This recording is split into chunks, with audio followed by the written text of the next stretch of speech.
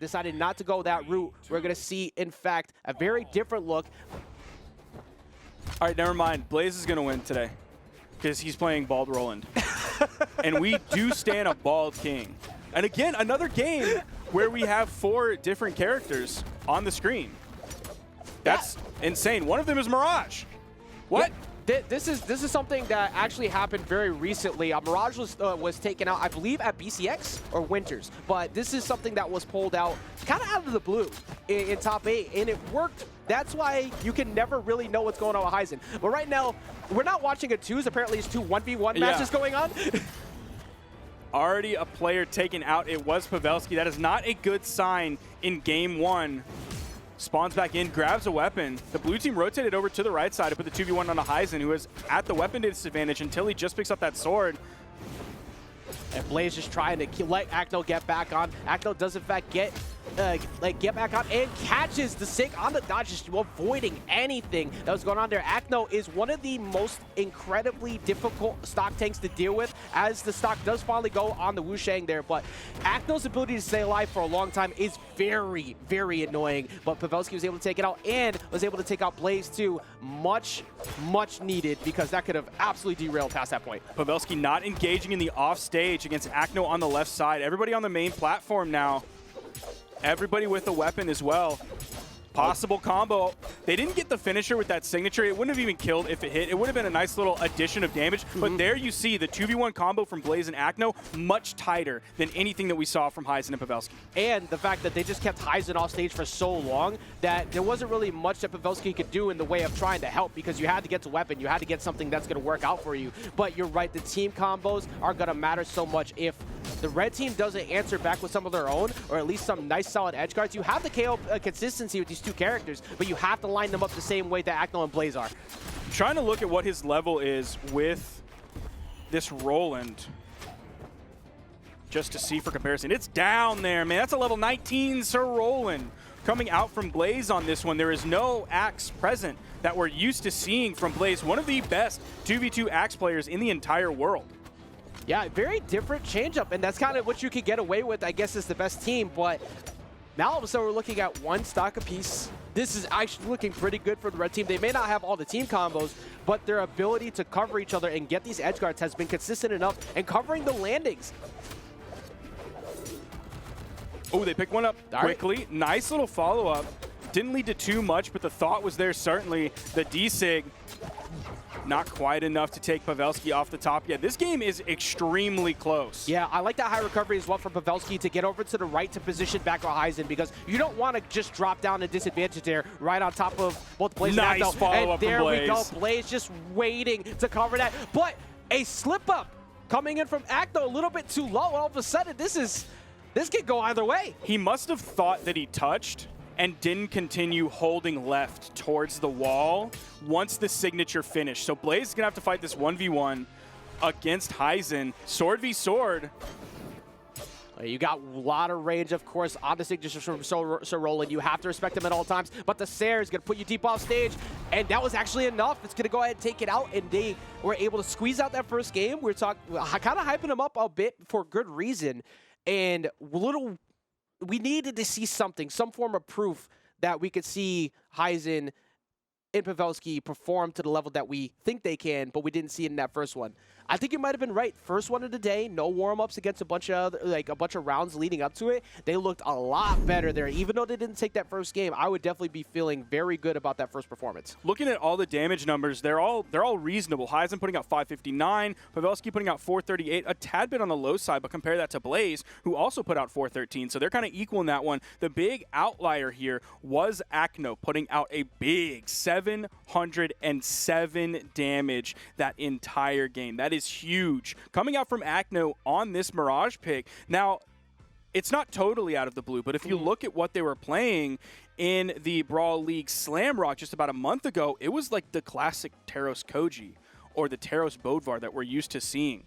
That's sort of the most recent tournament footage we have of this team, and they're not playing either of those characters. Occasionally even the Bryn. Like, this is definitely not what we expect to see off the rip, but it is working very well. And I'm curious to see what the answer is going to be from the side of the red team. They looked very good as that went on, the Wushang pick looking solid there from Hysen, but how do you think they're going to approach going into this next one? Because they were able to get a couple team combos here and there, but I feel like their game plan overall was working. How did they make that work throughout the rest of the set, or at least the rest of this round? Now, I would love to come out with a brilliant analysis, but honestly, I don't think they can make it work. I'm just going to be truly objective here. I don't think they can make it work because that was game one. That is sort of like when you have a great player and a good player. Game one is usually the best chance that a good player has to get a victory off of a great player. So just based on pure history, I think Acno and Blaze just have too much sauce right now. You can't get through it. Yeah, that is definitely one of the most difficult things. They're getting data off the first game and intentionally holding on to stuff, not going for your deepest plays, is very common as we see a KO going off the top there from the Mirage. What Hysen trying to get a reversal dare, hoping to try and just snipe this. That might be enough. Are we going to see a save? Nah, they can't really get in position, but is going to get the wall touch over on the side. Actually had a little bit more resources than I realized down there. That was a really solid attempt, but they couldn't close it out. And there, I'm talking about that, a little bit of sloppiness, a little bit of carelessness that happened. Acno was completely able to disengage from that situation, but in came Pavelski with a spear ground pound way high up. He started it, telegraphed it so high in the air like a Dark Souls boss. Plenty of time to react to that one. And he got away, and then there was also team damage that split his teammate off from Hysen was sent all the way to the right side near the blast zone after he got hit with the ground pound. So that was just a little bit careless, a little bit reckless. And again, caught on the left-hand side there. This is actually a lot closer again. It certainly is. Like from the start of that, I was looking like, okay, blue team is looking once again very solid, but then I just looked at it again and realized this damage is incredibly even. I think it's just, like the 1v1s have been working. The 2v1s have definitely been in favor of the blue team, but when we get separation like this, look at on the left-hand side. A sidelight into D-Light Sarah just keeping that damage up, and they've actually been able to win a lot of these 1v1s. I almost wish the 1v1s would extend into the offstage engagements. I understand the thought of like, I'm going to go over, help my teammate relieve some pressure, but it really hasn't been going too much in their favor so far. Like well, they don't actually have a lead now. They did before that stock fell from Hysen, but that was off of just main stage platform gameplay, not really any offstage engagements. Exactly. You have to make those neutral wins lead into something more because you have a teammate ready to go for you, and that teammate is Acno that time. Going to go ahead and find another KO off the top. Blaze doing a good job of stock taking right now. Is a bit damaged. You have to watch out for 2v1 follow-ups. Actually going for a Sig to try and break that up, but they were in the air, so nothing came of it. That was off of a double D-Light too. Grabbing all three of those hits and not having your teammate be able to follow up off of that. That's just so tough to see, man. If the shoe was on the other foot and it was Blaze and Acno doing that, it was Acno's spear, you know there's a Blaze follow-up hitting off of that every time. What is it about Invitationals that just makes everybody turn up? Like we saw what happened earlier with Simple Godly getting knocked in early. This play so far from Hysen and Pavelski is looking so good as we see them get the Acno KO right there. Now they can double up. Team combos coming through. Absolutely closing this. That was so much damage so fast, and now he can't make a mistake. That's what we wanted to see earlier. They turned it on in this game. They're already down 1. We are in game 2. This is still an extremely close 2v1. Blaze is just in the orange. Now he's in the red off of that. Nice pickup from Pavelski, and they take that game. A lot of good stuff coming out from that team. Great positioning, moving directly over right after the weapon toss. Like, oh, you're going to cover that? Perfect. I'm going to go line up right now, close it out to Sig. Amazing job from Pavelski and Hysen. They have their communication's looking so much better, but that is the most crucial part. We're talking about how they weren't getting enough off of when they got one person to get a win, and then no team combos happened. That sent a message at the end. They're saying, we are warmed up, and we're going to take you down. And them playing that with how damaged they were and still having it be tight, be clean, and having the red team really in control of it for most of the time, that was not something we saw in the previous set with Pavelski and Hysen. So they've definitely turned that around. I think it's just players need warm-up time, and different players need different warm-up times. Sometimes it's all of pools, sometimes it's the first stock, and then they're back on. Needed a little bit more time in the oven for Hysen and Pavelski, and they're coming out, and man, they're looking done. I'm ready to take a bite. Man, I'm hungry. Don't be doing that to me right now. But the problem is you said that was well done. It's all about the medium rare. That's the only way. But these combos are looking delicious. And the way that they've been playing is looking on fire. It has been incredible the way that we're seeing the blue team starting to get some answers. But the red team is always answering right back. We're not used to hearing that sentence when you're looking at Acno and Blaze on the screen.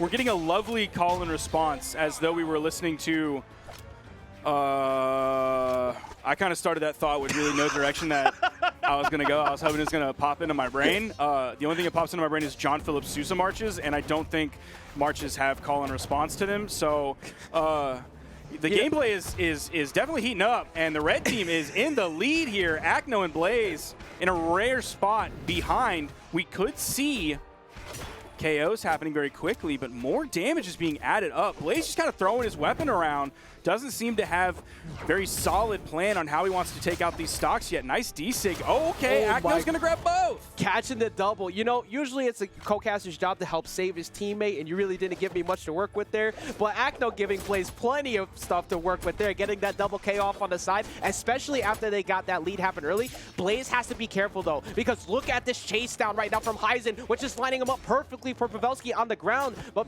Blaze actually doesn't care. Blaze is just ready to box. He does not care that much about his health because he's trying to get that damage back. We've seen those side saves come out from Acno on stage, and he hits it on stage, but it doesn't really do much because it doesn't send it a solid angle that you would want to actually lead to the blast zone. Kind of bounces you off the stage there. It's an incredible spiking tool, but we haven't really seen Acno hit it off stage. It's mostly been those on-stage engagements with it, sometimes getting back onto the stage with it, but still hitting a player on stage. Edgeguard situation set up for Acno. In comes Pavelski, relieves pressure. Hysen disengages. Acno disengages as well. Really solid recovery right there, avoiding that, like you said, disengagement, realizing there's no reason to overextend, because the moment one does, the follow-up teammate is ready to go. Very close game right now. Two stocks across the board, except for what I was going to say only is Blaze, but now we're seeing Pavelski join that category. Acno trying to catch another one to the side. This determining factor, if this edgeguard closes out, that's huge. And now you just got to be careful here. If you're Hysen, hide around center, let Pavelski do what he's been doing so well. Great aim on that weapon toss. Acno is coming in very quickly. Blaze gets the KO onto Hysen. Game 3, significantly closer. Yeah, and this is all best of 5, so having this momentum shift into the right direction might matter a lot here, because this is looking like a Grand Finals caliber set from what we've been seeing so far. They have been extremely close, and Acno trying to get a reversal right there, just missing on the target is Pavelski getting away from it. Pavelski trying to line up, but the immediate save there from Blaze, smacking him away with a Sair just to make sure there is no follow-up. Saving your teammate by hitting the opponent that is hitting him, valuable skill. Knowing when you have to hit your teammate to knock them away from the opponent, also an extremely valuable skill, and it can be difficult to choose what you actually want to do in that moment and recognize, okay, I can hit my teammate quicker than I can hit the opponent, which in the long run I'm doing the math and it'll actually land in our favor. Exactly, because the simple nature of it is like sometimes a light hit will prevent a KO. So you'll take that damage, but unfortunately, you cannot take any more hits pretty much at this point. The combos have been working. Does miss out on that, so that gives Blaze a slight chance here. If he can find a recovery, one of these two is going off the top. He can't even land. He's just stuck on the soft platform. The moment he gets close to the main platform itself, Pavelski is there to cover the landing and punish it. He's done. Game 3, going the way of Hysen and Pavelski. They're now up 2-1 in this best of 5. All right, it's now freak out time, because if Acno and Blaze get locked in the lowers, that guarantees multiple of us have failed our predictions already. That's true. Because they guaranteed have to get at least third. One of them is going out of that top 3. But I, bias aside on that statement, love when we see stuff like this. I am a huge fan of upsets. I am a huge fan of seeing teams step it up, because we were talking before about the threats to Acno and Blaze's throne. You have the Simple Godly. You have Swata TM running around everywhere. You have a lot of people who have been really stepping up. But right now, the people stepping up are Hysen and Pavelski out here in a team that they don't normally do. But they're looking incredible here up against this lineup. And they're actually taking a second to figure out what they want to go with, because I don't know if you stick with the same game plan. I'm expecting a character swap. Now, we can see that Acno has already locked in his Mirage. He did a lot of damage last game, 691 in total coming out from that Mirage. So it is a solid pick. It's doing damage. I believe it is finding KOs as well. Blaze didn't have bad numbers. It was like 491 damage coming out from Blaze, so not bad, but I would like to see a character swap, and you and I are both privy to this character swap that came out. It is a Brynn from Blaze, which I am a much bigger fan of. If he wants to keep the Lance, which I swear Lance wasn't really doing too much for him in a previous game, I don't think so I don't know if I would lean on the Olgrim in that sense if you wanted to keep the Axe. So this Brynn pick, I am on board with this Brynn pick. I think we're going to see the tables turning. This is one of the things that we were talking about beforehand when we saw the very different character lineups. Is we have seen the Brynn come out from them before too. But the Brynn here on the side of Blaze, you get a very similar game plan to what we saw happen with Fozy. Now, difference being you have Axe available, so you still have that KO power, but also you have the very big coverage distance that you have from those SIGs, and Acno's always going to be there to cover you when you do them. So it's going to be a little bit scarier for the red team to go for any type of reckless plays in center, because if Blaze is paying attention to that, you're getting hit by side SIG and you are flying away. That's what I would be worried about if I was the red team. I'm worried about getting hit by the neutral signature. I'm worried about getting hit by the down signature, scooped up and sent over onto the edge. I would just be so deathly afraid of this Brynn, but it seems like Hysen is not. No, not at all. Also, I definitely meant NSIG, but double up again. The double up again from the Mirage. Acno getting multiple double KOs, really kind of picking up the slack for where Blaze is having, because you can see it's been a slow start so far for the Brynn, but Acno's always there to cover it. However, Acno finding himself deep off the edge. Blaze got to be very careful here fighting in center stage. Blaze actually looking like a little lost here in these 2v1 situations. But he's not taking damage in the process. What a lovely combo that just came out from Pavelski and Hysen. That is what we saw from Acno and Blaze earlier that we praised so much. Compared to this team of Pavelski and Hysen, they've now warmed up. They're ready with that to go, even during the middle of the game when they don't necessarily have the man advantage. So really solid play continues to step up from Hysen and Pavelski here. I think you're right that Blaze was lost, but also he's still on his first stock, and it's not like that lets the red team completely bully Acno, because Acno is on pace with everyone else in the game on the other team. It took until Acno himself took out his teammate. That's how solid that defense was. But Acno is going to fall once again, so you do have the stock tank, but you have somebody who hasn't had as much damage. I feel like the biggest strength we've seen from Blaze so far is the hyper-aggressive play for he went after the spear was up. You have to make that work, though, as we see Acno make that work, getting that one, but two again. That was so important as they find that KO, and we have another lead on the side of Acno and Blaze. And Acno finally got that side sig on spear KO that he's been hunting for so many games. That's so important, because that just makes you feel like, not only does that build up your confidence, but it makes you feel good because you are literally carrying the team in terms of KOs, but Blaze is doing what you need him to do, keeping that damage going, and they purposely making sure to not try and go for extension on combos, going for the neutral lights, just backing off and keeping them separated. The separation of the red team has been much better so far here on the side of blue compared to what we saw in the previous games. They've been doing a fantastic job from that, and even though Blaze has been living a long time with a lot of damage on his stock, that means every hit that he takes is going to completely throw him away from where Acno is, but the red team hasn't been able to capitalize on that and lead to those power play situations where they have the man advantage on Acno. And you see Blaze going for home run swings over on the left-hand side, going for multiple, but none of them connected. But Acno is going to connect, and now they got a 2v1, which might end very shortly. There's the Sarah, and we get a game number 5. That's what we're used to seeing from Blaze and Acno. That very quick destruction coming out from this team. Solid choreography between these two players off of one another. There, you just saw that side heavy from Acno unarmed, hitting Blaze away from both members of the red team that were there to follow up. Finally getting that KO after Pavelski was so damaged. And the craziest part about the switch, even with the switch to Brynn, is it's not like the Brynn did a big difference in terms of damage overall. It definitely looked better, but it was Acno picking it up so heavy that it allowed Blaze the ability to kind of hold back and wait for Acno to go for the big play and then immediately cover, very similar to what we saw out of Sarmay and Hysen a little while ago. No, not Sarmay and Hysen. Sarmay and Fozy. Sarmay and Fozy, thank you. but like the way that Sarmi was trying to pick up their own slack by just kind of body blocking a bunch. But at the end there, it looked like Blaze was starting to remember what he needed to do. Converting off of the combos, making sure that he's paying attention to people trying to cover after they whip for team combos. I think this Game 5 might be pretty rough because it looked like Blaze woke up a bit at the end there. I would definitely agree with you, and this is what we would have more expected from Blaze than that Roland pick, is if you look at the stats, 73% of last game for Blaze was spent on that axe. Not the spear, not a lance that he had with Roland, not a sword that he had with Roland, but that axe. That's what we've seen from his entire career. That's what we know Blaze as, is the axe player. Yeah, and that just, you don't even need to go to the spear because of the way that Acno has just been absolutely controlling the entire pace of the game with the spear. We're going to see some side play, and we're going to see Blaze take a very quick exit to the left there. And you're right, that was an incredible opening from the red team to say that last game did not matter. They got Acno too. That was a full team wipe very quickly into this game, and Hysen and Pavelski are still in the orange at this point. I feel like at this point, you just watch out for the big play from Acno. Actually, never mind. You got to watch out for the big play from Blaze, going deep off stage, covering him, and almost had the coverage, tried so hard. Are they going to get the wipe? It just misses. Oh, wait, no. Are we going to save? Wow. Beautiful save. Still lined him up for the Sair at the top, but what a beautiful save there. That almost kept the stock going there for Pavelski.